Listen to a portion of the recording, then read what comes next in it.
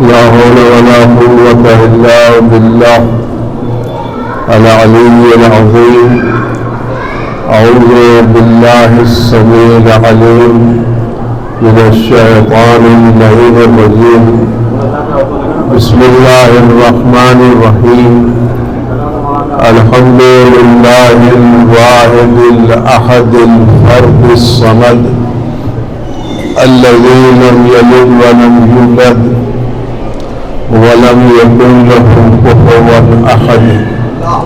والصلاة والسلام والتحية والإكرام على البشير النذير السراج المنير الطهر الطاهر الدر الفاخر العلم الظاهر المنصور المؤيد الرسول المصدق سيدنا ونبينا بالقاسم محمد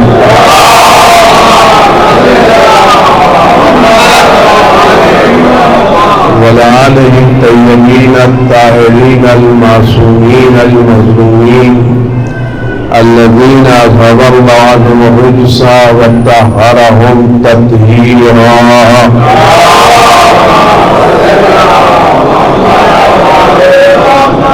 سيما بقية الله في العالمين وخاتم أئمة المعصومين الكهف الحصين وغياث المستر المستكين ملجأ الهاربين وعصمة المعتصمين.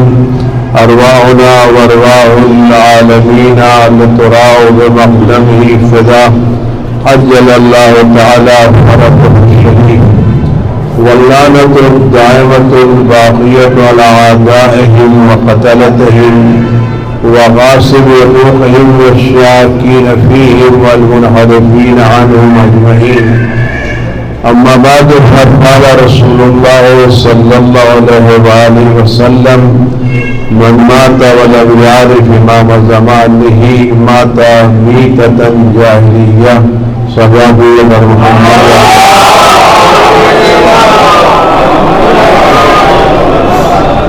اب اگر نہیں کرتا سورہ الحمد میں سر مارے کے تو صحابہ کے مرحومہ مقبورہ نفیس خاتون بنت محمد سلطان کے حضور شاہ فرما دیں. بسم اللہ.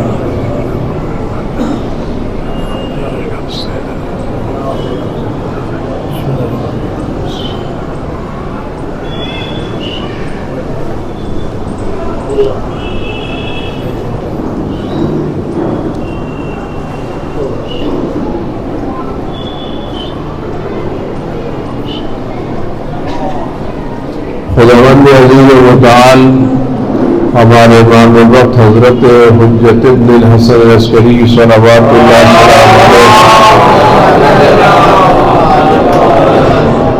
کی ضرور ہے نور میں تعجیل فرمائے. ہر آفت والا سر کو محفوظ رکھے. ہر طرح کے رنگ جو ہم علم کو وجود مقدس سے دور فرمائے. ان کے زور بلو فتنے میں دنیا کو لوسار سے پور فرمائے. ظلم و جور سے پاک فرمائے. پرچم اسلام کو سربلند فرمائے. پرچم کفر و نفاق کو سربلند فرمائے. اور روایت کے چاہنے والے جہاں خدا ان کی جان و عزت آبرو حفاظت فرمائے. دشمنان اہل بیت قابل اصلاح و تصاویر نبوت سے نابود فرمائے. اور ان چند آباد وہ خدا بند عالم نے ذکر اہل بیت کو توفیق دیے. خدا توفیق دے شیطانی وسوسوں سے اور نفس امارہ سے محفوظ رہتے ہوئے کچھ ایسی باتیں اس کو ناگاز زبان پر جاری ہو سکیں کہ خدا رسول کی خوشنودی کا سبب ہو.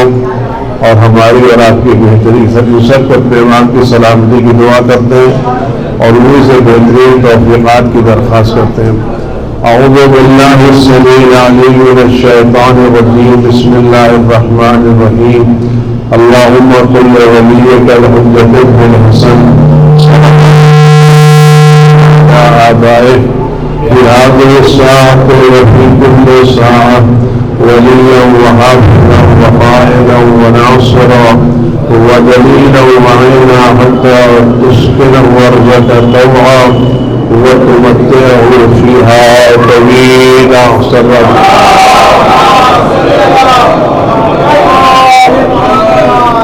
چند باتیں آپ خود میں گزارش کرنا ہے شعبان کی مناسبت سے، اور یہ باتیں اگر آپ تک پہنچ جائیں تو میری سعادت ہوگی. میں خدا سے دعا کرتا ہوں توفیق دے کہ آپ تک کچھ باتیں پہنچا سکوں. دیکھیے جتنا قرآن کریم معتبر ہے اتنا ہی رسول کی حدیث بھی معتبر ہے. اگر کوئی آدمی قرآن کریم کی کسی آیت کو نہیں مانتا تو اپنی عاقبت خراب کر رہا ہے. اگر کوئی آدمی رسول کے معتبر حدیث کو نہیں مانتا تب بھی اس کی عاقبت خراب ہونے والی ہے.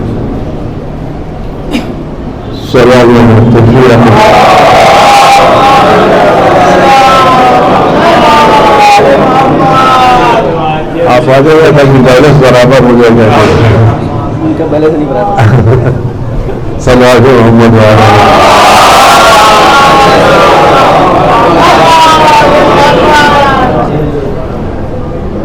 چھوٹی چھوٹی باتیں ہم سن لیں. میں کوئی خطیب نہیں ہوں، میں چھوٹے سے ہندوستان کے سب سے چھوٹے مدرسے کا چھوٹا سا مدرس ہوں.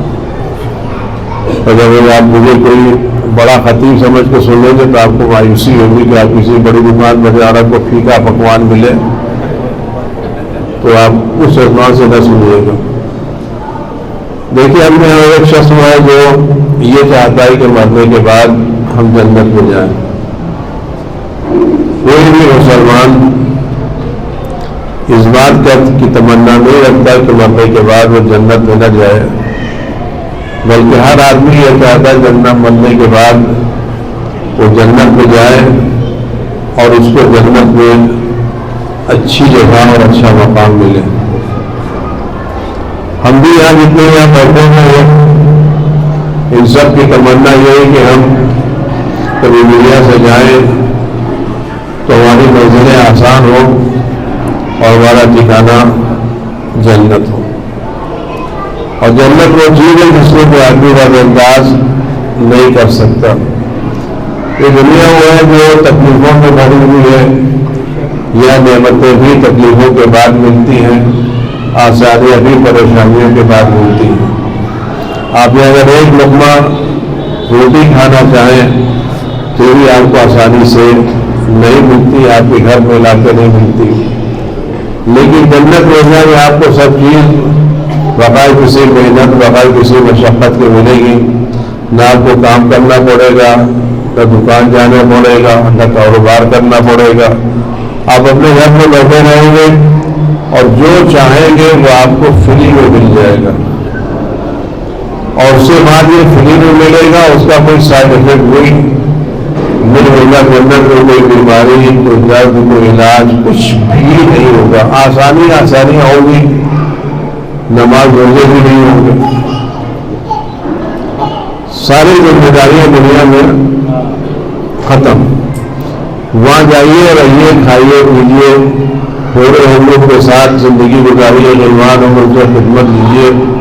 اہل بیت کی ہمنشینی آپ کو نصیب ہوگی اور آپ کو کوئی پیسہ کوئی ٹیکس نہ دینا نہیں ہے.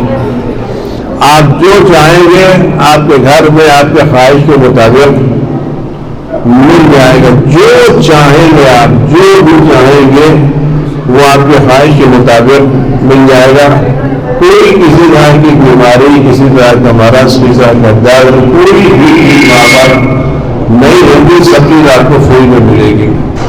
لیکن مطلب اس بڑی جگہ پر جانے کے لیے ہمیں جنت میں جائیں تب ملے گی، نہ باہر تو ملے گی نہیں. جنت میں جائیں گے تو چیزیں ملیں گی. آپ سورہ واقعہ کو آپ کو دیکھیں کیا کیا چیزیں ملیں گی. بنا ہوا گوشت ملے گا، پرندے ملیں گے، پھل ملیں گے، پھولیں ملیں گی، رحمان ملیں گے. اور ہم وہاں جائیں گے تو شکل و صورت میں نہیں جائیں گے، جوان بن کے جائیں گے. وہاں کبھی ہمارے پاس بڑھاپا تاریخ نہیں ہوگا. ہمیشہ ہم جوان رہیں گے. نہ کسی کی کمر جھکے گی، نہ کسی گھٹنے میں درد ہوگا، نہ آنکھوں میں تکلیف ہوگی، نہ دانت میں درد ہوگا. نہ آپ کو گھر کا کرایہ دینا پڑے گا، نہ مزدور دینا پڑے گا. صرف آپ کو مل جائے گا.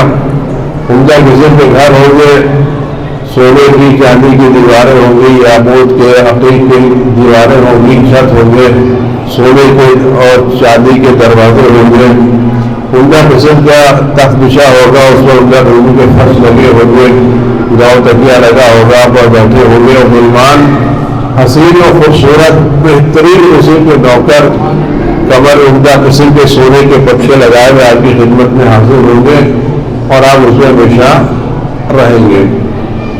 لیکن اس میں شرط ہے کہ آپ وہاں جائیں تب نہ،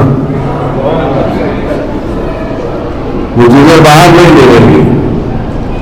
باہر آپ کو جو ملے گا وہ سانپ ہے، بچھو ہے، باقی چیزیں آپ کو باہر ملیں گی، لیکن وہاں آپ کو ساری چیزیں عمدہ سے عمدہ ملیں گی۔ تو اس کے لیے شرط جو بنیادی شرط ہے وہ شرط یہ ہے کہ ہم جب مرے تو مسلمان مرے۔ جنت میں جانے کی بنیادی شرط ہے کہ ہماری موت آئے تو اسلام پر آئے۔ مسئلہ اسلام پر جینے کا نہیں ہے، مسئلہ اسلام پر مرنے کا ہے۔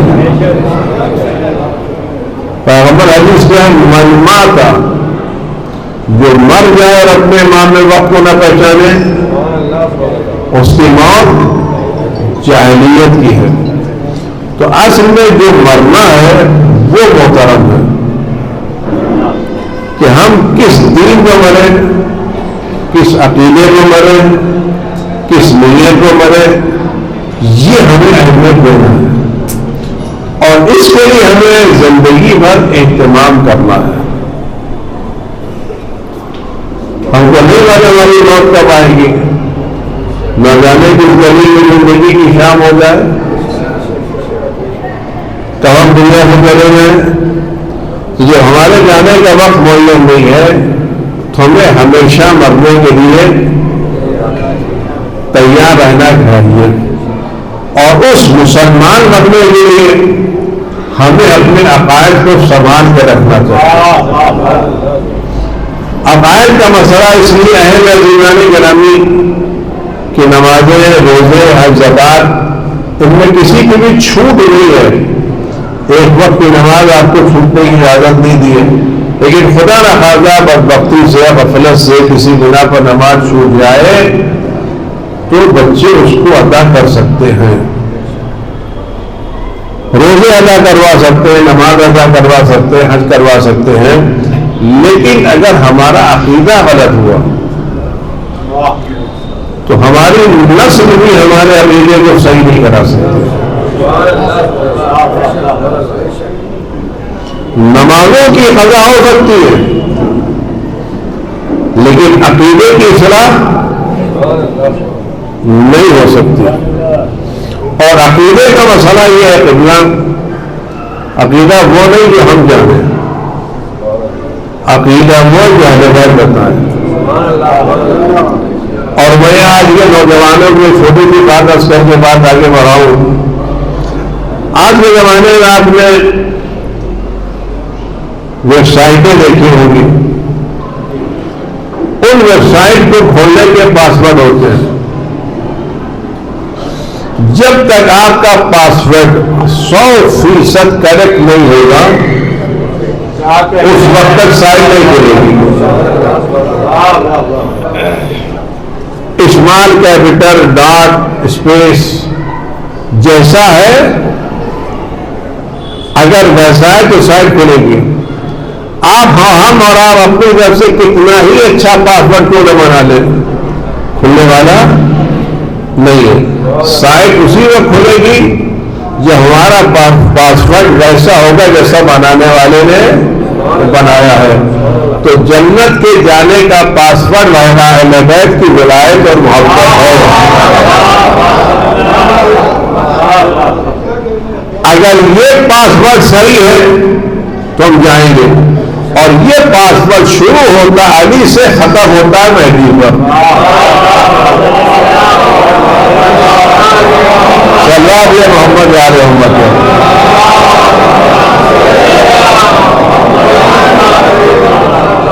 یہ جو لائن ہے یہ شروع ہوتی ہے غدیر سے پہنچتی ہے ضرور تک. اس لائن میں کہیں ثقیفہ کا رجسٹریشن نہیں آتا. اس میں خلافت کے موڑ نہیں آتے. کوئی آدمی کتنا ہی معتبر کیوں نہ ہو, پاسورڈ میں کوئی الفابیٹ کتنا ہی اچھا کیوں نہ لگے آپ کو, تو الفابیٹ کا اچھا ہونا الگ مسئلہ ہے اور پاسورڈ میں کام ہونا الگ مسئلہ ہے. آپ کی عقیدت کسی سے وابستہ وہ الگ مسئلہ ہے, لیکن جس کو اللہ نے اپنے راستے میں نہیں لگایا ہے, آپ کی عقیدت سے وہ سائٹ کھلنے والی نہیں ہے. اور جب سائٹ کھلے گی نہیں تو نہ نماز جائے گی, نہ روزہ جائے گا, نہ حج جائے گا, نہ حج جائے گا. بس سائٹ کھلے گی تو انٹری ہوگی نا. جب خدا کا دروازہ بغیر ولایت اہل بیت کے کھلنے والا نہیں ہے تو آپ لاکھ نمازوں رکھ لیں گے, کھڑے رہیں گے, روزے کی پورے ٹریننگ لے کے کھڑے رہیں گے, کارے خیر کے پورے ٹریننگ لے کے کھڑے رہیں گے. تو دروازہ کھلے گا تو جائیں گے. تو اس میں آج کل جو ہے اور ہمارے مذہب کی حقانیت کی جو دلیل ہمارے پاس ہے وہ کسی اور کے پاس نہیں ہے. ہم پیدائشی شیعہ نہیں ہیں, ہم شیعہ ہیں تحقیق کے ساتھ. اور وہ دلیل اکیلے بھی دوسرے کے پاس نہیں ہے. آپ غور کریں, پیغمبر کی حدیث کہ جو مر جائے اور اپنے وقت کے امام کو نہ پہچانے, اس کی موت جاہلیت یعنی کفر کی موت ہے. اور کفر کی موت مرنے والا جنت میں جانے کی بات تو دنیا خوشبو بھی نہیں سن سکتا. میرا سوال تھوڑا سا یہ ہے کہ وہ مسلمان وہ لوگ جن کو اتنی فکر تھی کہ رسول کو دفن بعد میں کریں, جانشین یا رسول پہلے منتخب کریں. ابھی تو رسول کا کفن بھی میلا کفن پہنا ہی نہیں تھا, ابھی تو غسل بھی نہیں ہوا تھا, بلکہ ابھی یہ کہیے کہ پیغمبر کی میت ٹھنڈی بھی نہیں ہوئی تھی. اتنی جلدی میں مسلمان تھے کہ دفن و کفن رسول سے پہلے جانشین یا رسول کا انتخاب ہو جائے تاکہ امت گمراہ نہ ہو. تو اگر ہم 2 دن برداشت نہیں کر سکتے تو آج کیوں خاموش رہتے ہیں؟ اگر کل کے مسلمانوں میں درد تھا کہ امت بغیر رہنما کے نہ رہے تو آج کے مسلمانوں میں درد کیوں نہیں؟ تو مسئلہ خدا کا تو ہے نہیں. اگر کل 10-20 آدمیوں نے منتخب کر کے کسی کو بنا لیا ہے تو آج یہ 50-60 ممالک کیوں نہیں مل کے کسی کو بنا لیتے ہیں؟ اگر یہ آج نہیں بنا رہے تو یا یہ نہ بنانے والے غلطی پر ہے یا جنہوں نے بنایا تھا.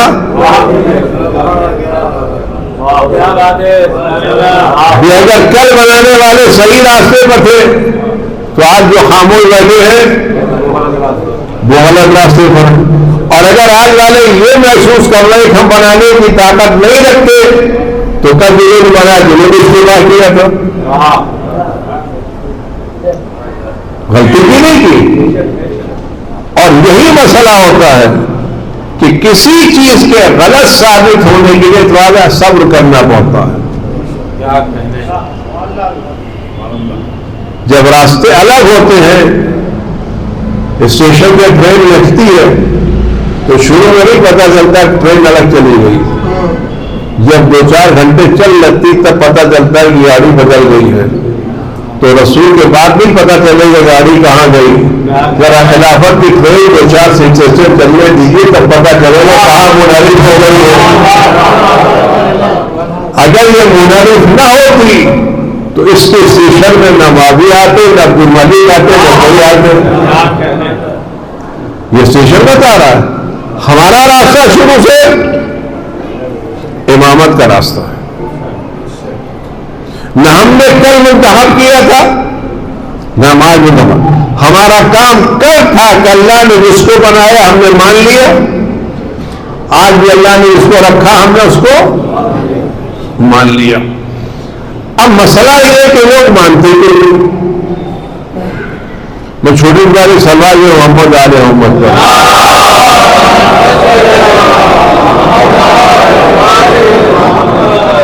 ایک بات میں آپ سے عرض کروں. اگر کوئی آدمی ہمیشہ سچ بولتا ہو اور اس کی سچائی مشہور ہو, لیکن اگر کوئی ایک دو بات ایسی نکل آئے جو صحیح نہ ہو تو بھائی ایک دو بات مشکوک ہوگی, ساری باتیں مشکوک ہوں گی.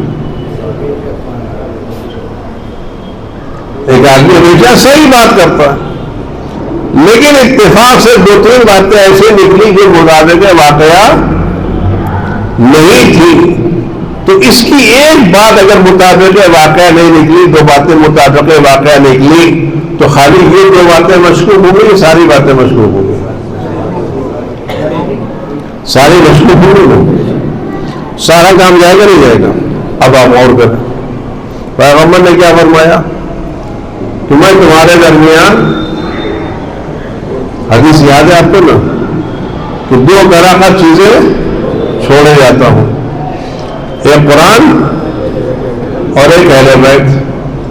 جب تک تم ان سے متمسک رہو گے اس وقت تک گمراہ نہیں ہوگے. اور یہ دونوں اس وقت تک ایک دوسرے سے,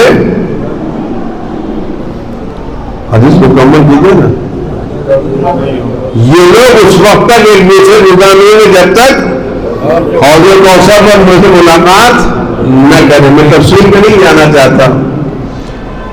اس کا مطلب ہے کہ جب تک قرآن ہے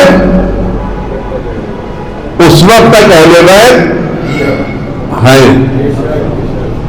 آج ہر گھر میں قرآن ہے یا نہیں؟ ہر جگہ قرآن ہے یا نہیں؟ ہر شہر میں قرآن ہے یا نہیں؟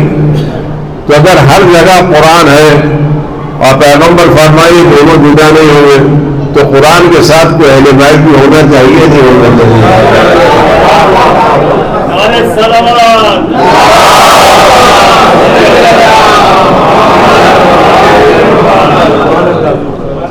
کا مطلب یہ ایک دوسرے سے جدا نہیں ہوں گے. جدا ہونے کا مطلب کیا ہے؟ یعنی جس طرح سے قرآن کلام الہی اور ہر طرح کی غلطی سے, ہر طرح کے عیب سے پاک و صاف ہے, اسی طرح سے اہل بیت بھی ہونا چاہیے, ان کو معصوم ہونا چاہیے. کیونکہ اگر ایسا کوئی فرد ہے جو گناہگار ہے تو ادھر اس نے خدا نہ خاصہ گناہ کی, ادھر وہ قرآن سے جدا ہو گیا. قرآن کے ساتھ اہل کا مطلب جس طرح سے کلام الہی ہر طرح کی غلطی سے پاک ہے, اسے اہل بیت بھی ایک ایسا ہونا چاہیے جو ہر طرح کی گناہوں سے پاک ہے. تو اگر اس وقت ہر گھر میں کوئی قرآن موجود ہے تو اہل بیت ہونا چاہیے, نہیں ہونا چاہیے. آپ پوری ملت اسلامیہ ڈھونڈ رہی ہے, کوئی ہے جو قرآن کے علاوہ کسی اہل بیت کا قائل ہو. اور اگر اس وقت اہل بیت کا کوئی فرد نہیں ہے تو حدیث پیغمبر معتبر نہیں. اگر اس وقت ہم اہل بیت کے وجود کا انکار کریں کہ اہل بیت کی کوئی فرد موجود نہیں ہے, پیدا ہوگی, اس وقت موجود نہیں ہے, تو اس کا معنی اس وقت خالی قرآن اور اہل بیت نہیں ہے. جب پیدا ہوں گے تو ہوں گے. یہ دور جو اہل بیت سے خالی ہے یہ حدیث رسول کی صداقت کی دلیل نہیں, حدیث رسول کو مشروع کر رہا ہے. اگر ایک حدیث رسول مشروع ہو جائے تو سارے واقعے مشروع ہو کر نہیں ہوں گے. تو میں کہنا چاہتا ہوں کہ رسول کا جشن منانے والوں کم سے کم رسول کی صداقت کے تو لحاظ رکھو. رسول کا کلمہ پڑھنے والوں کم میں رسول کی بات کی لاج تو رکھو. لاج رکھنا ہے تو اہل بیت کو ماننا پڑے گا. اور یہ دلیل ہے ہمارے پاس کہ آج بھی ہم علی کی طرح سے فرزند علی رکھتے ہیں، اسی شان و شوکت کا امام رکھتے جیسا پہلا تھا۔ اس لیے ہم جب زیارت پاتے تھے کہ السلام علیکم یا شریک القرآن، یا امام علی سے السلام یا شریک القرآن۔ شریک ہوتا جو بار بار ساتھ میں رہے، کہ ہم سلام کرتے ہیں کہ اگر قرآن ہے تو شریک یا قرآن بھی موجود ہے۔ امام زمانہ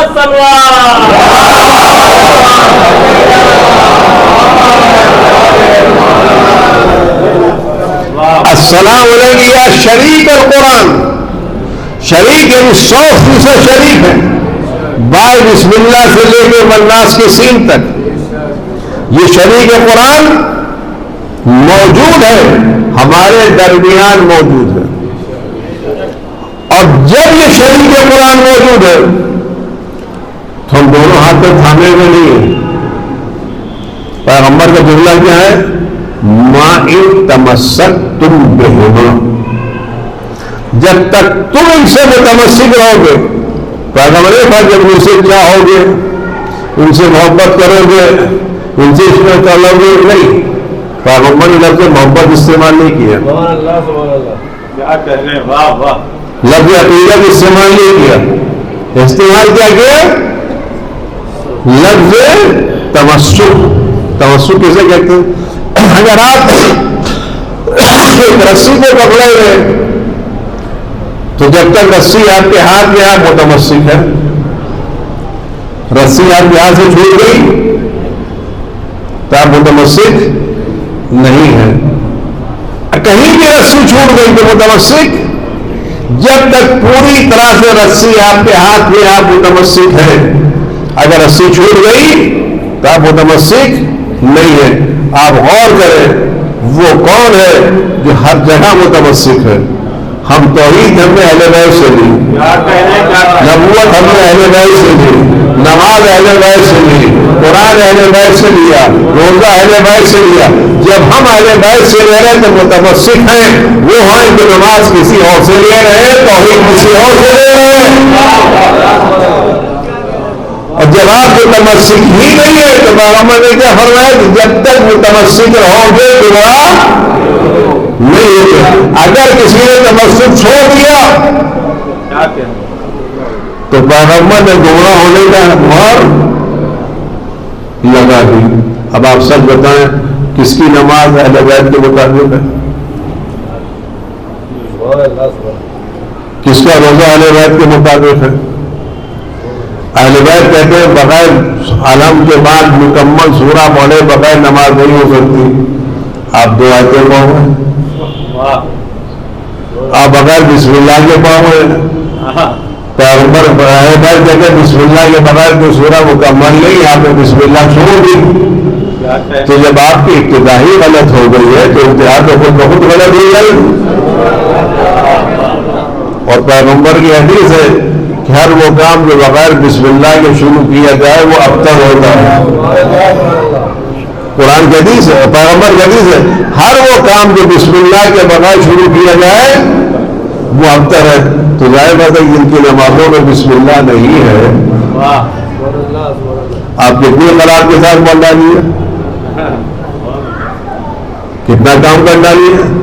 تو آج ہمارے امام وقت کا وجود پیغمبر کی حدیث کی صداقت کی دلیل ہے اور ہمارے مذہب کی حقانیت کی دلیل ہے۔ اور ہم وہ ہیں کہ جس کا سلسلہ ہدایت ایک لمحے کے لیے ٹوٹا نہیں ہے۔ اس پوری کائنات کے اکیلے ہم ہیں کہ جس کا سلسلہ ہدایت ایک لمحے کے لیے ٹوٹا نہیں ہے۔ یہودیوں نے نبوت کو مانا، جناب موسیٰ پر نبوت ان کے تمام ہو گئی، اور جناب موسیٰ کے بعد کوئی نبی نہیں ہے کہ جناب موسیٰ کی اوصیہ ہے تو بھی ختم ہو گئے۔ عیسائیوں نے جناب عیسیٰ کو مانا، جناب عیسیٰ کی بعد نبوت خطر اب آسمان سے کوئی رابطہ ان کا نہیں ہے. مسلمان رسول اللہ کو مانا, رسول اللہ کے بعد نبوت تمام آسمان اسلام متفق ہو. تو جب سب کا رشتہ ٹوٹ گیا ہے تو روشنی یہاں سے آئے گی. میں چھوٹی مثال دوں, ایک سوال جو محمد علیہ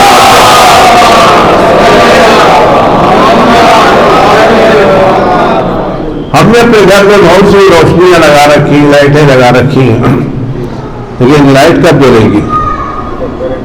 جب مرکز سے کنیکشن ہوگا. اگر ٹوٹ گیا تو روشنی نہیں ہوگی.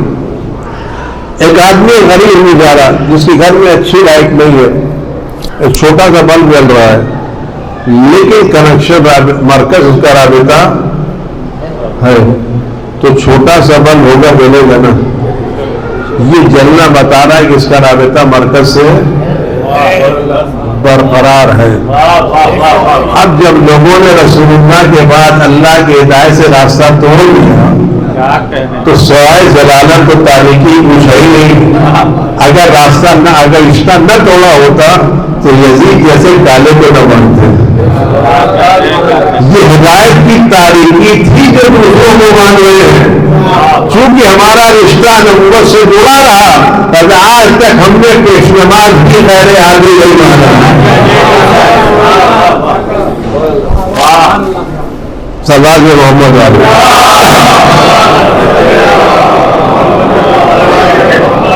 ہم نے رشتہ باقی رکھا.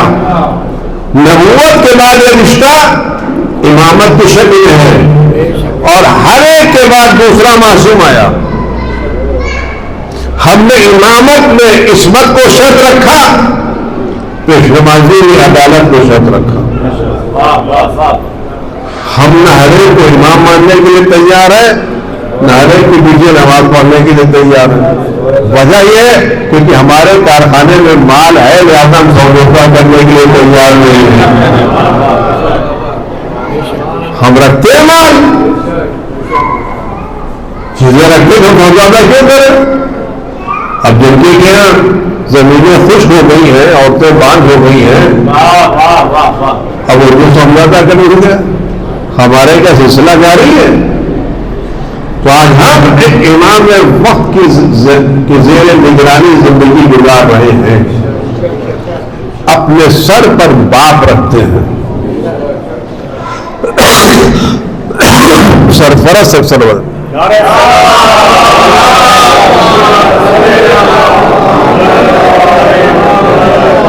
سرپرست رکھتے ہیں. وہ اور ہوں گے یتیمان مذہب و ملت, وہ اور ہوں گے یتیمان مذہب و ملت. ہم اپنے سر پر اپنا امام رکھتے ہیں. ہم یتیم نہیں ہیں, ہم لاوارث نہیں ہیں, ہم بے سہارا نہیں ہیں. ہم باپ رکھتے ہیں, مہربان رکھتے ہیں, دل سوز رکھتے ہیں. اور یہی وجہ ہے کہ سارے طرف سے دشمنوں میں گھرنے کے باوجود آج بھی ہم دنیا میں سربلند ہیں, سربلند نہیں ہیں.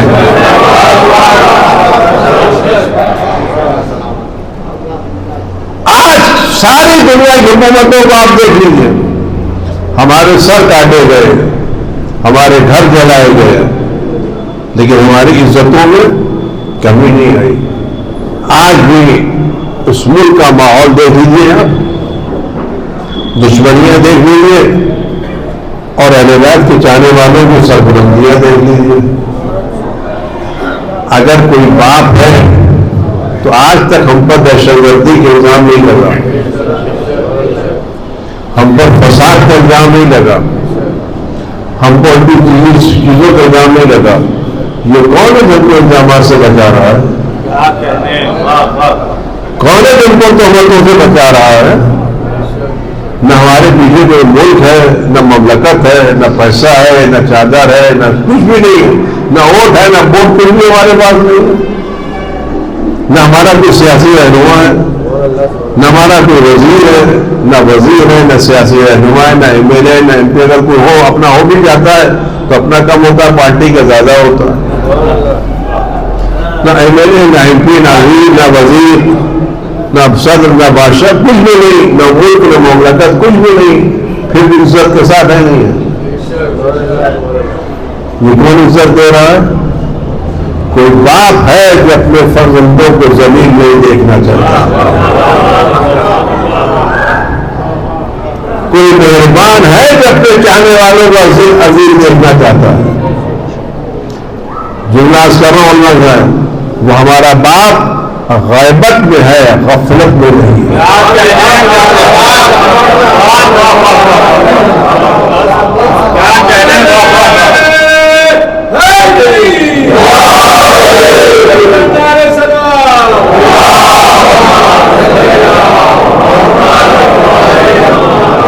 غائب ہے، غافل نہیں ہے۔ خود فرماتے کہ ہم تمہاری یاد سے غافل نہیں ہیں، ہم تمہاری یاد اپنے دلوں سے بھلاتے نہیں ہیں۔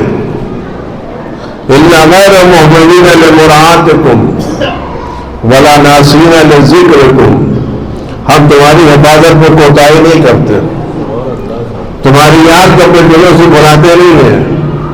اگر ہم نے یہ کام نہ کیا ہوتا تو بلائیں تم کو گھیر لیتی اور دشمن تم کو اکھاڑ کے پھینک دیتے۔ یہ جو کانٹوں کے درمیان تم پھول کی طرح سے کھل رہے ہو، کوئی باغبان ہے جو تمہاری حفاظت کر رہا ہے، کوئی ہے جو عزت کے ساتھ ہم کو زندہ رکھے ہوئے ہے، وہ چاہنے والا ہے۔ اور آپ یاد رکھیں کہ جو اپنا ہوتا ہے وہ الگ ہوتا ہے۔ وہ کہتے اگر اتنا ہے تو آج تو خبر کیوں نہیں آتی؟ آپ غور کریں، ابھی ماہ مبارک رمضان آئے گا، آپ کے شہر میں راشن بٹے گا، راشن بٹنے کے بعد تصویریں کھینچیں گی، راشن کے تھیلے کے ساتھ ساتھ تصویریں کھینچیں گی، تو ایک مہینے کا راشن بٹتا ہے، تصویریں کھینچتی ہے۔ باپ 11 مہینے راشن لاتا ہے، تصویریں کھینچواتا ہے۔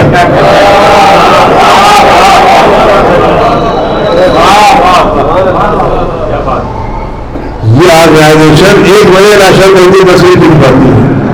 باپ 11 مہینے لا کے دیتا ہے، وہ کبھی تصویر نہیں کھینچاتا۔ تو اس کا مطلب جب باپ ہوتا ہے وہ کر کے احسان نہیں جتاتا، غیر احسان جتاتے ہیں۔ وہ باپ ہے اگر وہ مشکلات حل کر کے احسان نہ جتا کے بتا دیں دیکھو ہم اپنے ہیں، ہم پرائے نہیں ہیں۔ باپ کبھی بھی احسان نہیں جتاتا۔ اب مسئلہ ہے کہ وہ غیبت میں ہے،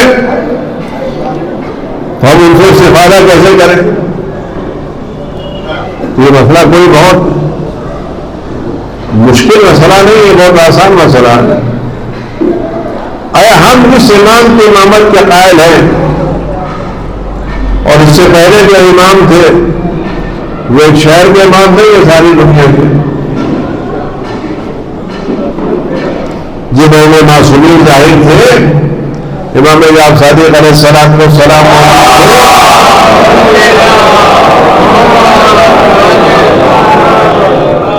وہ کوفے میں رہتے تھے، یہ مدینے میں رہتے تھے، تو خالی وہ کوفے والوں کے مدینے والوں کے امام تھے، یہ پوری دنیا کے امام تھے۔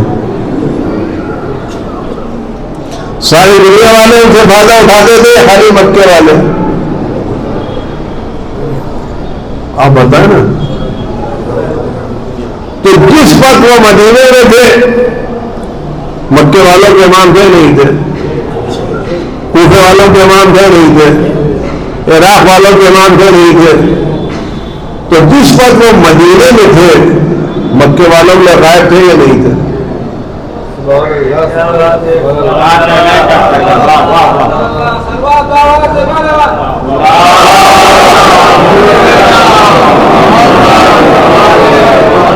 جس وقت وہ مدینے میں تھے تو کون ان کو دیکھ سکتا تھا؟ جو لوگ مدینے میں تھے، مکے والے تو نہیں دیکھ سکتے تھے نا، کوفے والے تو نہیں دیکھ سکتے تھے، عراق والے تو نہیں دیکھ سکتے تھے. تو حاضر کس کے لیے تھے؟ مدینے والوں کے. غائب کس کے لیے تھے؟ مکے والوں کے لیے. تو جس وقت وہ مکے والوں کے غائب تھے، مکے والے ان سے استفادہ کر سکتے تھے نہیں کر سکتے تھے. یہ ہمارے ساتھ میں حضرت امام کاظم علیہ الصلوۃ والسلام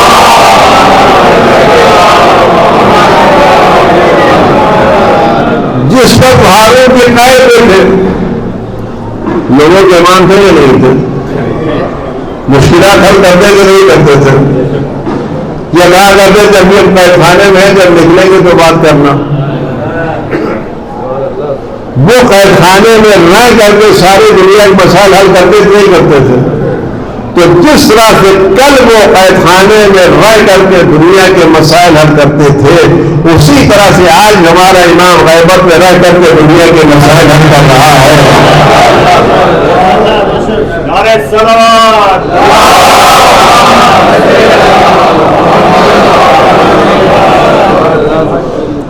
وہ قید خانے میں تھے، ہاتھوں میں ہتھیلیاں تھی، پیروں میں بیڑیاں تھی، لیکن دل کے امام تھے نہیں تھے. امام نے بھی کہا کہ نہیں ابھی تو میں قید خانے میں ہوں، بات دوں وقت میں. جو ان سے رابطہ کرتا تھا اس کی مشکل حل کرتے تھے. تو آج بھی ایک دنیا چھوڑو، کون نہیں دیکھ رہا ہے؟ امام ہم کو نہیں دیکھ رہے ہیں، ہم امام کو نہیں دیکھ رہے ہیں.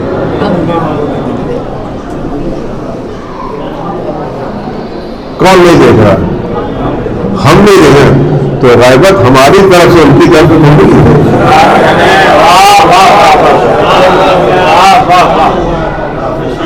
غیبت ہماری طرف سے ہے، غیبت ان کی طرف سے تھوڑی ہے. اور ہماری طرف سے غیبت اس بنا پر ہے کہ ہم نے اپنی آنکھوں کو اتنا پاک نہیں رکھا کہ معصوم کے چہرے کی زیارت کر سکے.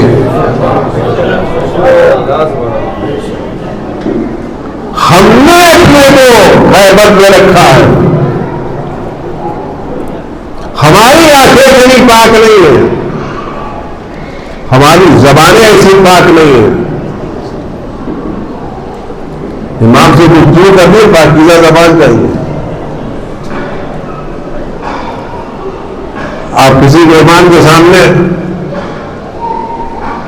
پانی پیش کرتے ہیں تو پانی صاف ہوتا ہے. تو خالی پانی صاف ہوتا ہے، گلاس بھی صاف ہونا چاہیے. آپ کبھی بھی کسی مہمان کے سامنے گندے گلاس میں پانی نہیں دیتے. اگر اس میں گندگی ہوتی تو اس کو صاف کرتے ہیں، بدبو ہوتی ہے نکالتے ہیں. دوسرا مزہ ہوتا ہے تو پاک کرتے ہیں. جب ہر طرح کی گندگی سے پاک ہوتا ہے تو پانی دیتے تاکہ پینے کے لائق ہو سکے. تو امام کا نام تو پاک ہے، اس زبان کو پاک کرے نہ جھوٹ سے، غیبت سے، تہمت سے، الزام سے، تاکہ زبان کا نام، آپ کا نام لینے کے لائق زبان تو بن جائے. غیبت ہماری طرف سے ہے، ہم نے اپنے منہ سے دور کر لیا ہے.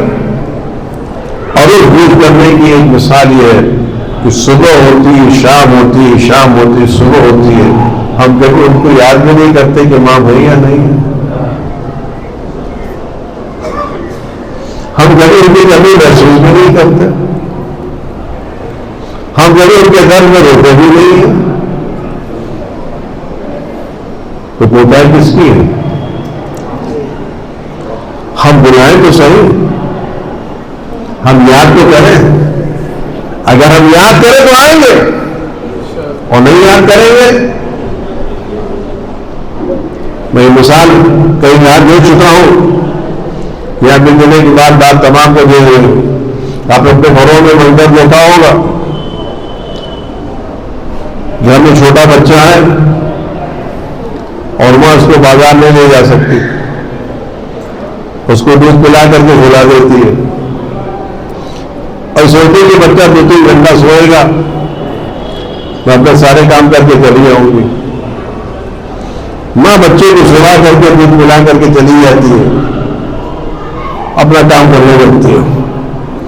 کبھی نہیں فون کرتی کہ بچہ سویا اٹھا تو نہیں ہے, یا گھر سے کوئی فون نہیں آتا. بچہ سو رہا ہے, کہاں سو رہا ہے, سو رہا ہے, سو رہا ہے.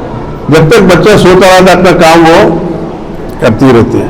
تو جب فون کیا تو کیا حالت ہے, تو گھر میں بچہ جاگ گیا ہے, اٹھ گیا ہے, رو رہا ہے, تلاش کر رہا ہے, کبھی دروازے میں, کبھی روڈ میں, کبھی یہاں وہاں جا کے تم کو ڈھونڈ رہا ہے.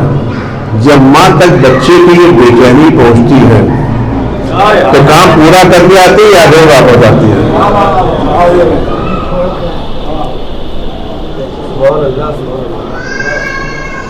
کام پورا کر کے آتی ہے یا آگے میں آتی ہے؟ اور وہ بچہ سوتا رہے تو کر ہوتے. تو ماں کب آتی ہے جب بچہ بلکتا ہے. تو جب تک ہم بلکیں گے نہیں امام آئیں گے نہیں. جب تک ہم غفلت کی نیند سوتے رہیں گے جو وقت ان کا معین ہے وہ آئیں گے. لیکن اگر ہم نے بچے کا تھوڑا پیدا ہو جائے, 15 شعبان آیا ہم نے تھوڑا پیدا ہونا چاہیے, جمعہ آیا تھوڑا پیدا ہونا چاہیے.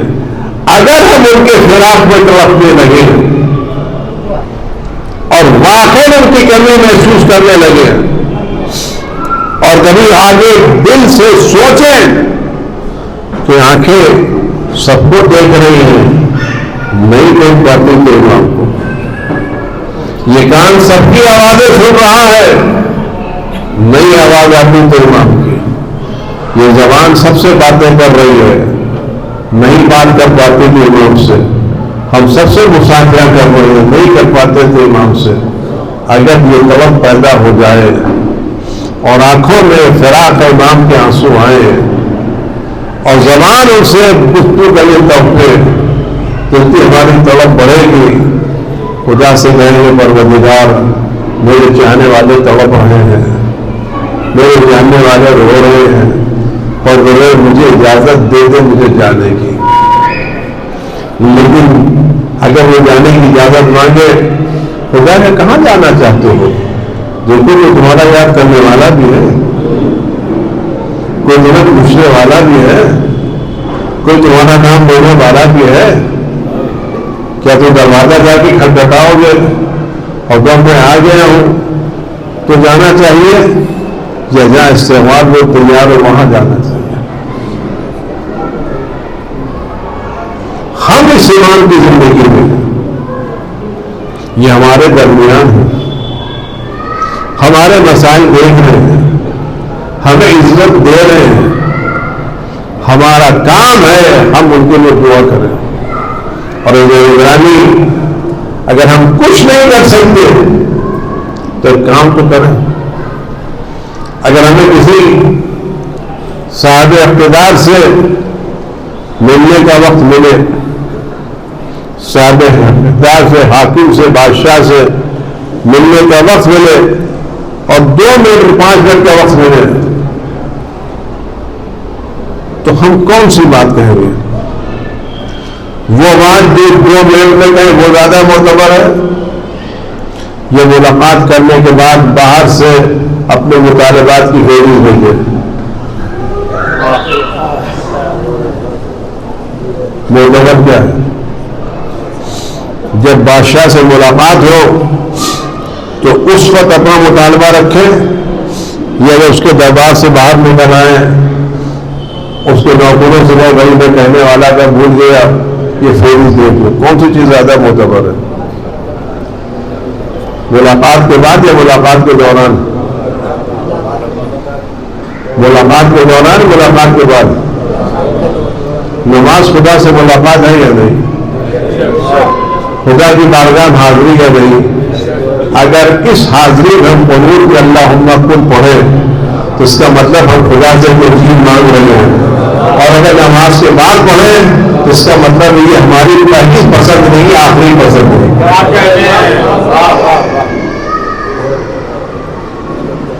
ہمیں ترجیح حاصل نہیں ہے. اگر ترجیح حاصل ہوتی تو ہم بادشاہ جو سب سے پہلے وہ بات کرتے جو ہماری نظر میں ترجیح رکھتی ہے. سوچتے سب سے پہلے 2 منٹ کا وقت ہے, سب سے پہلے کون سی حاجت ہے جو سب سے اہم ہوگی؟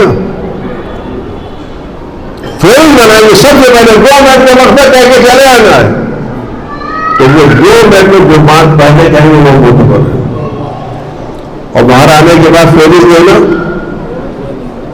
تو نماز میں اللہم کن پڑھنے کا مسئلہ ہو گیا۔ ہمارے مراجع کرام مرحوم آیت اللہ خود کے بارے میں ملتا ہے کہ 75-80 سال تک کوئی ایسی واجب نماز نہیں تھی جس میں آیت اللہ اللہم کن کی دعا نہ پڑھی ہو۔ اور ایک بات اور سنو، اگر آپ کسی بادشاہ کسی صاحب اقتدار کے باہر میں جائیں اور وہاں کسی کی سفارش کر کے ہیں اور اس کو یہ پتا چلے 2 منٹ میں آپ نے اس کی سفارش کی ہے، تو آپ کو عزت نظر سے دیکھے گا نہیں دیکھے گا، اور آپ وہاں اس کا تذکرہ نہ کرے بعد میں نے بڑی زندگی ہے تو کام ہوگا نہیں ہوگا۔ تو اگر ہم اپنی نمازوں میں اللہم کن پڑھیں تو غیبت والا کہے گا یہ وہ ہے جو خدا میں مجھے یاد کر رہے تو مجھے بھی ان کو یاد کرنا چاہیے۔ کوئی بڑی بات نہیں ہے، نماز تو پڑھنا ہی پڑھنا ہے، قنوت تو پڑھنا ہی پڑھنا ہے، تو کیوں اپنے لیے مانگے؟ زہرا کے لال کے لیے مانگے نا، علی کے فرزند کے لیے مانگے نا۔ ہم کیا، ہماری بساط کیا، ہم کیا، ہماری اوقات کیا؟ اگر ہم کو ماننا ہے تو زہرا کے لال کے لیے مانگے، مانگنا ہے تو حسین کے بیٹے کے لیے مانگے، مانگنا ہے تو اہل بیت کی فتح کے لیے مانگے۔ اگر ہم ان کو یاد کریں گے تو اپنے قنوت پہ وہ بھی ہم کو یاد کریں گے۔ ہماری دعا قبول ہو یا قبول نہ ہو، لیکن ان کی دعائیں ضرور قبول ہوں گی۔ ہم ان کا تذکرہ کریں گے گناہگار زبانوں سے، وہ ہمارے لیے دعا کریں گے معصوم زبان سے۔ ہم ان کی دعاؤں میں تو شامل رہیں گے، ان کی عنایتوں میں تو شامل رہیں گے۔ عزیزوں، آپ یقین یعنی میں احساس کر رہا ہوں، آپ اپنے کو تنہا مت سمجھیے، آپ اپنے کو لاوارث مت سمجھیے۔ ابھی میں آ رہا تھا مولانا اس کیا، مولانا نے فرمایا اور بڑی بات فرمائی کہ وہاں پر کوئی سینٹر نہیں ہے، کوئی جگہ نہیں ہے، ہم پریشان ہیں۔ آپ یہ بتائیں مکان بنانا باپ کی ذمہ داری ہے بیٹوں کی؟ مکان کون بناتا ہے؟ باپ بناتا ہے یا بیٹے بناتے ہیں؟ تو اگر ہم باپ رکھتے تو پریشان کائیں کو ہیں؟ کام شروع کر کے دیکھیں نا، وہ وسائل فراہم کرتے نہیں کرتے۔ ہماری بدبختی یہ ہے کہ ہم بادشاہ کے ہوتے ہوئے فقیروں سے مانگ رہے ہیں۔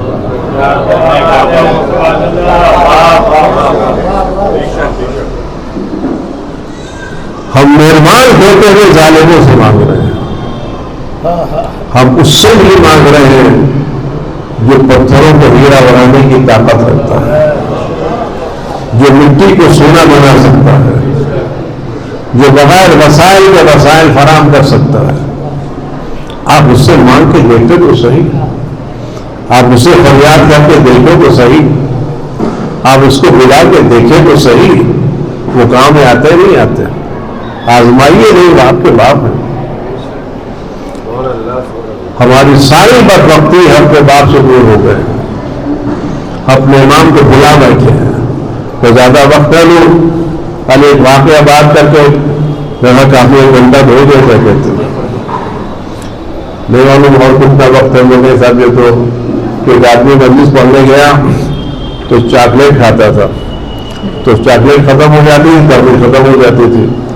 اتفاق دو مجھے چاکلیٹ کے بتائے کوٹ کا بٹن اس کے منہ میں چلا گیا، اب وہ گل ہی نہیں رہا تھا تو چاکلیٹ بھی ختم نہیں ہو رہی۔ تو ایسا نہ ہو کہ لوگ سمجھے کہ ان کے چاکلیٹ کے بجائے بٹن چلا گیا، یہ ختم ہونے والا نہ ہو رہی۔ ایک چھوٹا سا آپ کا سنوں میں بات تمام کروں، امام کیسے ہماری مدد کرتے ہیں۔ بحرین میں ایک متعصب آدمی تھا، بہت متعصب بادشاہ، اور اس سے زیادہ متعصب اس کا وزیر۔ شیعوں پہلے بار کا پکا دشمن، بادشاہ بھی اور زیادہ وزیر بھی. یہ متاثر وزیر ایک دن بادشاہ کے پاس آیا. یہ واقعہ بالکل سچا بیان کر رہا ہوں آپ سے. اس نے بادشاہ خدمت ایک انار پیش کیا. کہا یہ بھی انار ہے اور اس پر جو کلمہ لکھا ہے وہ شیعوں کا نہیں ہے. لا الہ الا اللہ محمد رسول اللہ، اس کے بعد خلفاء کے نام ہے. کہنے کہ انار میرے گھر پر ہے نہیں، انار پر میں تو کچھ لکھ نہیں سکتا. انار میں جو بھی لکھتا اللہ لکھے گا. اگر ہمارا مذہب ہم نہ ہوتا تو یہ ہمارا کلمہ انار پر کیوں لکھ کے آتا؟ انار ہے، پیڑ پہ لگا ہے، اب دیکھ لیے اس پر کلمہ کیا ہے. شیعوں کا کلمہ نہیں ہے، ہمارا کلمہ لکھا ہوا ہے. اگر ہم حق پر نہ ہوتے تو خدا بند عالم انار پر یہ کلمہ نہ لکھواتا. لہذا اس انار پر اس کلمے کا لکھنا بتا رہا ہے ہم حق پر ہیں، شیعہ حق پر نہیں ہے. آپ شیعوں کو بلائیے، شیعوں کو بلائیں گے کہ بھئی یہ انار ہے، اس پر کلمہ لکھا ہوا ہے. 3 آپشن آپ کے پاس ہے. یا تو آپ اس کا جواب دے آئیں گے، یا آپ مذہب چھوڑ کر کے ہمارے مذہب پر آ جائیں گے، یا ہم آپ کو غیر مسلمان ڈکلیئر کریں گے اور آپ ہمارے ملک میں غیر مسلم رہ کر کے ٹیکس ادا کیجیے. آج سے آپ کا اسلامی اسٹیٹس ختم ہو جائے گا. 3 آپشن آپ کے پاس ہیں. یا جواب لائیے، یا شیعہ مذہب چھوڑ کر ہمارا مذہب اختیار کیجیے، یا ہم آپ کو غیر مسلم ڈکلیئر کرتے ہیں، آپ نان مسلم بن کر کے ہمارے شہر میں رہیے. یا بلائیے شیعوں کو. شیعوں کے سامنے پہلا سوال تھا کہ ہمیں 3 دن کی مہلت دیجیے، ہم جواب لے کر کے آتے ہیں. آپ غور کریں گے امام کیسے ہوگی. اب یہ جمع ہوئے سب پریشان، شہر والے کیا کریں کیا کریں کیا نہ کریں. تو طے پائے کام کریں، شہر کے جو سب سے مقدس ترین افراد کو تلاش کیا جائے اور ان لوگوں کو صحرا میں بھیجا گیا رات میں دعا کرنے کے لیے. شہر کے مقدس ترین افراد تلاش کیے، ایک آدمی کو بھیجا گیا اپنی رات میں سے دعا کی لیکن کوئی حل نہیں نکلا. دوسری رات دوسرے آدمی کو بھیجا گیا، پھر بھی جواب نہیں آیا.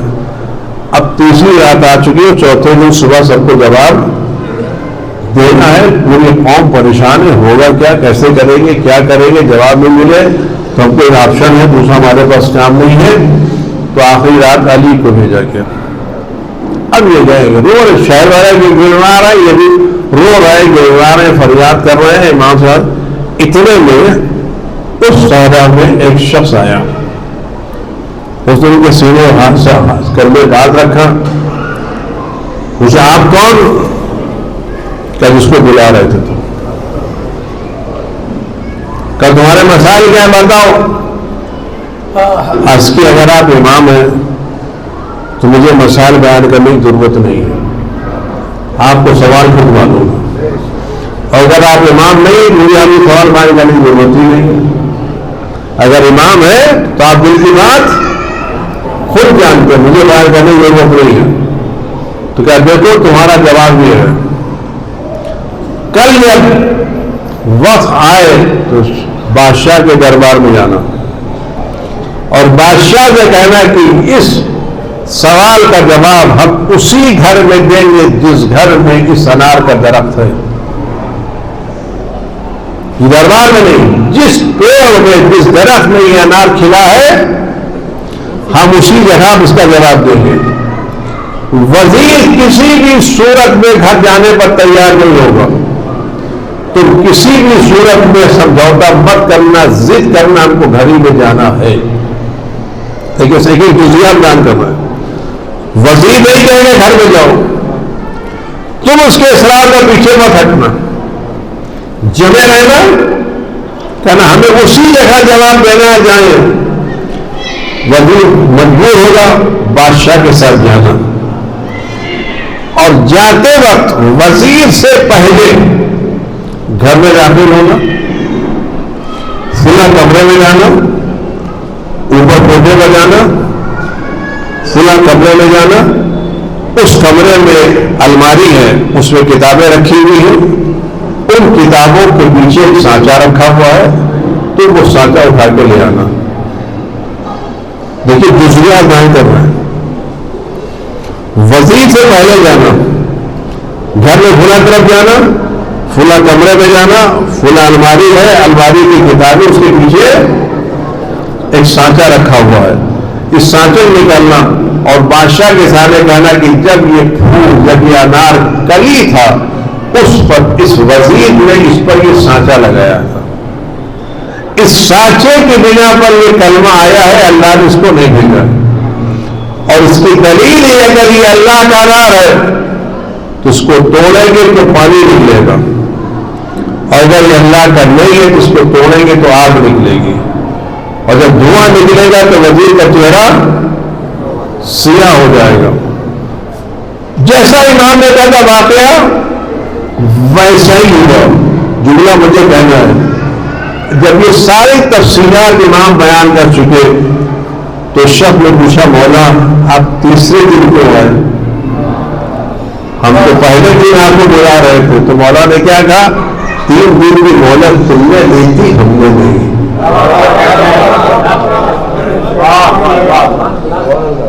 مہلت تم نے لی تھی، ہم نے نہیں.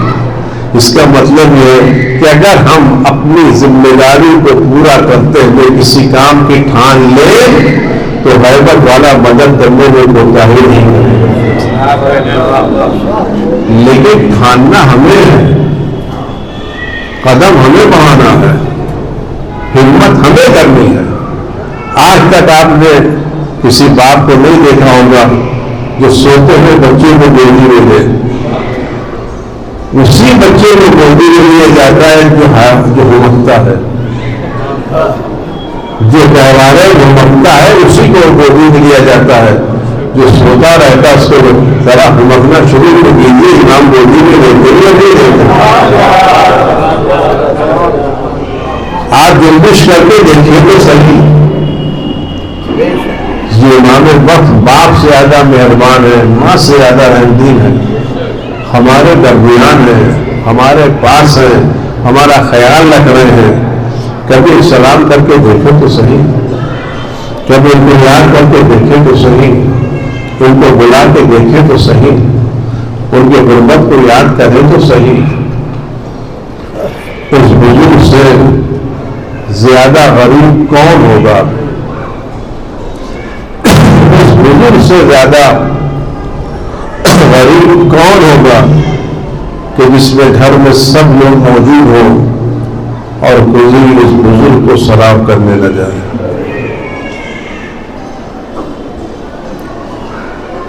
پورا گھر بھرا ہوا ہے، سارے لوگ موجود ہیں، وہ بزرگ ایک کمرے میں ہے، سب خوش ہیں، لیکن کوئی اس بزرگ کو سلام نہیں کرتا.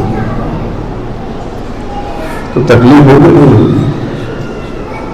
وہ کوئی تنہائی کا روئے گا نہیں روئے گا کہ لوگ سب کھیل رہے ہیں، سب خوش ہیں، کوئی مجھے سلام کرنے والا بھی نہیں. عزیز کیا امام کو تکلیف نہیں پہنچتی ہوگی کہ کوئی مجھے یاد کرنے والا نہیں، کہ مجھے سلام کرنے والا نہیں ہے؟ آج آپ برسی کی مجلس میں آئے ہیں، صاحب اللہ کو تلاش کرنے نہیں کر رہے. آپ برسی کی مجلس میں آئے ہیں تو جو کہ والدہ کی یہ مجلس ہے، آپ سب ان کو تلاش کرنے نہیں کر رہے. جاتے وقت آپ ان کو غصہ دینے نہیں دیں گے، ان کو تسلی دینے نہیں دیں گے، لیکن آپ سب بتائیں کہ پوری مجلس ہو جائے، لوگ آئیں اور چلے جائیں اور اس صاحب اللہ کو غصہ نہ دیں اور وہ اکیلے کھڑا ہو تو تکلیف ہوگی نہیں ہوگی؟ ہوگی تکلیف ہوگی. کوئی تسلی دینے والا نہیں، کوئی یاد کرنے والا. آئے مجلس میں لوگ آئے، شریک ہوئے، لیکن کسی نے مجھ سے یہ بھی نہیں کہا کہ خدا تمہیں صبر ہوئے، تمہیں حد میں اضافہ کرنا. اگر اس کو یہ تکلیف ہوگی تو آپ سب بتائیں. محرم کی مجلس سے گزر جاتی ہے، اب بعض کا لفظ جاتا ہے، اور کبھی اپنے فرش میں وارث عباس کی کمی محسوس کرتے ہیں. کبھی ہم لوگ اپنی مجلسوں میں اکیلے بیٹھ کے آواز یہ ہو یا صاحب زمان آپ کو اصغر کا پوچھ رہا ہوں, آپ کو اکبر کے سینے کا پوچھ رہا ہوں, آپ کو عباس کی کٹے ہوئے بازوؤں کا پوچھ رہا ہوں. عظیموں تسلی سے کسی کا غم واپس نہیں آتا, لیکن صحابہ غم اپنے کو تنہا محسوس نہیں کرتا. اتنے لوگ میرا ساتھ دینے والے ہیں, یہ دنیا اس کے غم کو ہلکا کرتا ہے. آپ سب بتائیں کر غم ہلکا کرتا ہے تو امام سے غم کے غم کس کو پڑے گا. ہم نے واقعات کربلا سنے ہیں, امام نے امامت کے نگاہوں سے واقعات کربلا دیکھے ہیں. اور بعض علماء کا جملہ ہے کہ جو کبھی دنیا میں ہو چکا ہے وہ سب اس دنیا میں موجود ہے. کچھ عمل ایسے اگر انجام دیا جائے تو آدمی دیکھ سکتا, لیکن یہ بھی کہا ہے کہ آج تک کسی نے واقعہ کربلا آخر وقت تک نہیں دیکھا. ایک بزرگ تھے ممبئی میں ہمارا تھے, میں سفر کر رہا تھا اور میرے سامنے غیر مسلم بیٹھا ہوا تھا. میں کربلا کے مسائل بیان کر رہا تھا, کربلا میں کیا ہوا کیا ہوا کیا ہوا کیا ہوا. بیان کرتے کرتے میں یہاں پہنچا کہ پیاس اتنی شدید تھی, حسین میدان میں کھڑے ہوئے تھے. ایک مداخلے سے رونے کی آواز آئی. حسین جو خیمے میں گئے تو پوچھا کیا ہو گیا ہے, کہ ایک چھوٹے سے بچے نے اپنے کو گہوارے سے گرا دیا. اصغر ڈرنے کو گہوارے سے گرا دیا ہے. کہ پھر کیا ہوا, کہ حسین نے اس رونے کے بچے کو لیا. اب جو دیکھا تو پیاس سے آنکھیں اندر جا چکی تھی, لب خشک ہو چکے تھے, زبان اکاؤ گئی تھی, آنکھوں کی پتلیاں کبھی کبھی پھٹتی تھی, بدن میں بھی حرکت نہیں تھی. کیا پھر کیا ہوا, حسین نے چھوٹے سے بچے کو اپنے ہاتھوں کو لے کر کے آئے. دھوپ شدت کی تھی. کیا پھر کیا ہوا, کہ میں نے حسین نے جلدی دھوپ پر اپنے بچے کو سامنے رکھا اور لوگوں سے اسے پانی پلا دو, اسے پانی پلا دو, اس کی ماں کا دودھ کچھ ہو چکا ہے, یہ کئی دن سے بھوکا پیاسا ہے, ذرا دیکھو تو صحیح اس کی زبان کچھ ہو چکی ہے. اور جب لوگوں کی یقین نیت آواز بھی دے گا تو یہ اپنی تشریح بتا دو کہ چھوٹے سے بچے اپنے منہ میں زبان پھیلے, اس کے بعد کیا ہوا, اس کے بعد کیا ہوا. وہ سوچ رہا تھا کہ شاید کسی جان کے پانی پلا دیا ہو, اور اس کے بعد کیا ہوا کہ اس کے بعد وہ تیر لگا اور بچہ باپ کے ہاتھوں کو پکڑتے رہ گئے. کہ اس کے بعد وہ شاید نہ پہنچے گا. اللہ تعالیٰ کا روایت اس ڈبے کو برداشت نہ کر سکے. آپ سب وجہ سے حسین اپنے ہاتھوں کو بچے کو لیے, حسین اپنے ہاتھوں کو بچے کو لیے بیٹھے. اور مقال کے جملے مجھے یہ لگ رہا ہے کہ جب لوگوں نے اصغر کو پانی پلانے سے انکار کیا اور اصغر کو پانی کو پلایا تو میرا حسین کی محبت جوش میں آئی اور چاہا کہ اصغر کی پیشانی کا بوسہ لے. ابھی حسین کے لب اصغر کی پیشانی تک نم ہوتے تھے.